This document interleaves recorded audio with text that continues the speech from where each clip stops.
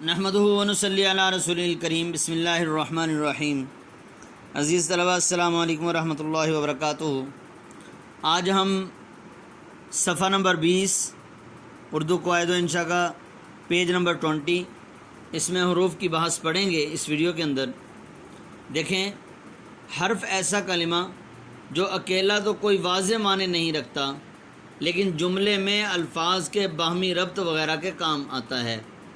یعنی سادہ سے الفاظ میں یہ سمجھیے کہ اس کا اپنا کوئی معنی نہیں ہوتا، اس سے کوئی مفہوم نہیں سمجھا جا سکتا جب تک اس کو کسی دوسرے لفظ کے ساتھ نہ ملا دیا جائے۔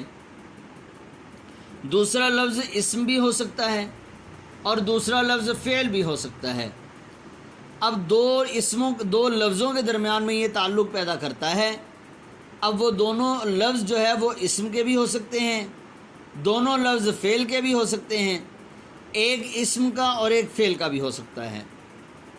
ان دونوں میں آپس میں ربط پیدا کرنے والی چیز کو حرف کہتے ہیں۔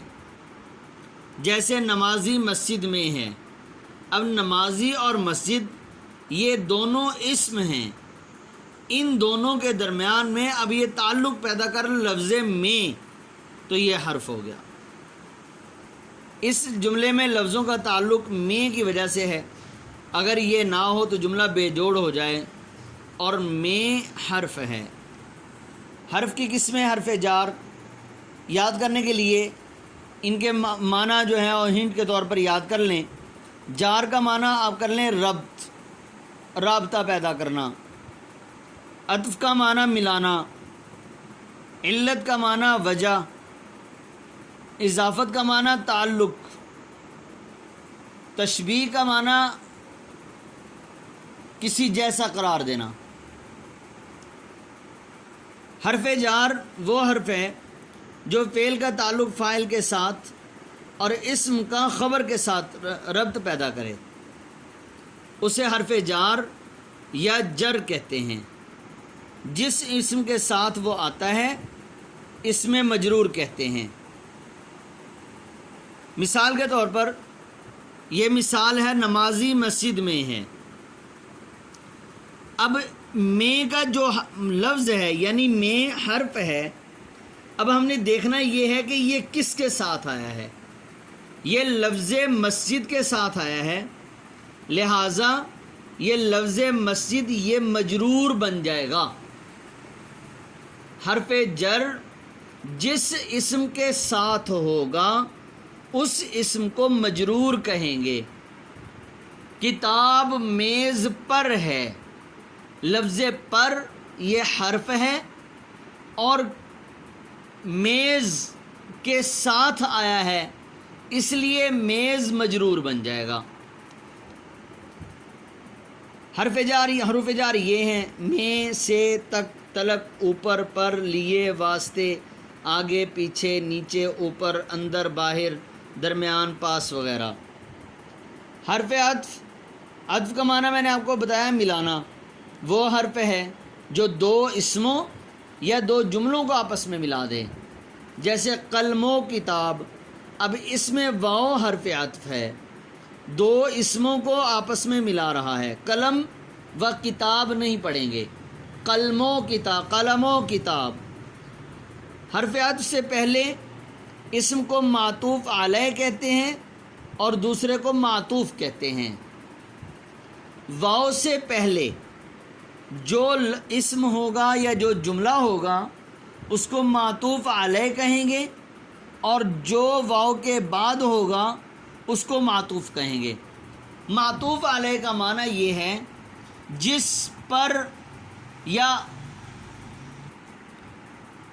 جس کے ساتھ اسم ملایا گیا وہ معطوف علیہ ہے، اور معطوف کہیں گے جس اسم کو ملایا گیا وہ معطوف ہو جائے گا۔ اب یہاں انہوں نے مثال دو اسموں کی دی ہے، دو جملوں کی مثال نہیں دی۔ تو دو جملوں کی مثال، زید آیا اور چلا گیا، زید آ گیا اور عمر چلا گیا۔ اب دو جملوں کو ملانے والا حرف عطف جو ہے اس میں اس جملے کے اندر اور ہے، یہ دو جملوں کو ملا کر ایک کر دیا ہے۔ حروف عطف یہ ہیں واو، اور پھر بعض لوگوں نے کر اور کے کو بھی حروف عطف میں شمار کیا ہے، لیکن یہ صرف دو فعلوں کو آپس میں ملاتے ہیں۔ مثلا سعید آیا اور کھانا کھا کر چلا گیا۔ دیکھیں، سعید آیا، اس نے کھانا کھایا اور چلا گیا۔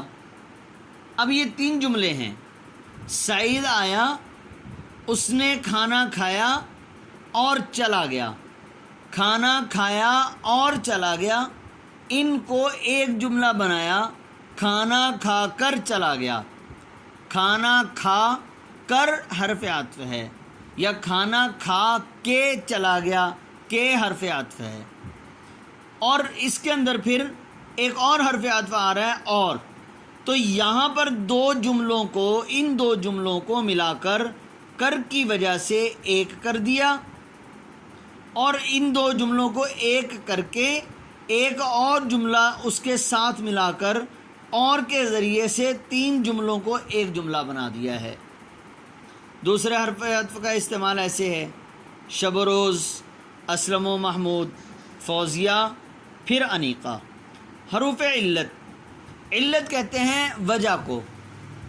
علت کا معنی بیماری بھی ہے، علت کا معنی وجہ بھی ہے، علت کا معنی سبب بھی ہے۔ وہ حروف جو کسی وجہ یا سبب کو ظاہر کریں۔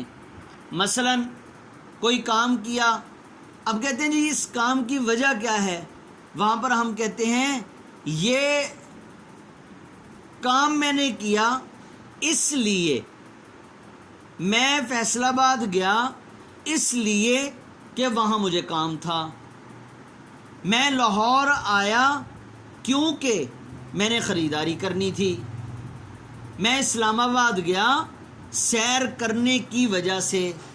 اب یہ جملے جو ہیں، جملوں کے اندر جو جملے سبب کو ظاہر کر رہے ہیں، جن الفاظ کے ذریعے سے وہ الفاظ حروف علت بن جائیں گے۔ دیکھیں، وہ حروف جو کسی وجہ یا سبب کو ظاہر کریں، جیسے کیونکہ، اس لیے، بدیں سبب، بنا بریں، لہٰذا، پس، بئیں وجہ، تاکہ، چنانچہ وغیرہ۔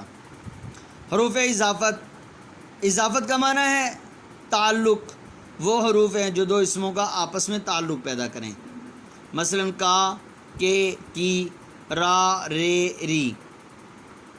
زید کا قلم، اسلم کی کتاب، عمر کے بیٹے، میری پینسل، میرا قلم، میرا گھر، یہ سارے کے سارے یہ حروف اضافت ہیں۔ حرف بیان کہتے ہیں واضح کرنا، کسی چیز کو کھول کر بیان کرنا۔ وہ حرف ہے جو کسی وضاحت کے لیے استعمال کیا جائے، وہ حرف کے ہے۔ مثلا استاد نے شاگرد سے کہا کہ سبق پڑھو۔ اب استاد نے شاگرد سے کہا، کیا کہا؟ اب وہ کہنے کی وضاحت کرنی ہے، سبق پڑھو۔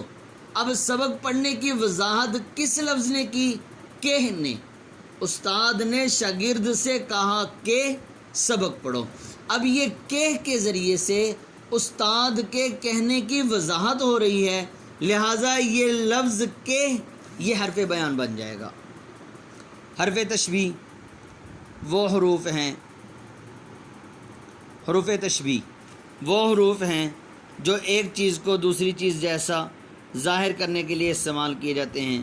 مثلا مانند، طرح، صورت، جیسا، ہو بہو، مثل وغیرہ، یہ تمام کے تمام حروف تشبیہ ہیں۔ تو عزیز طلبہ، آج ہم نے حروف کی بحث پڑھی۔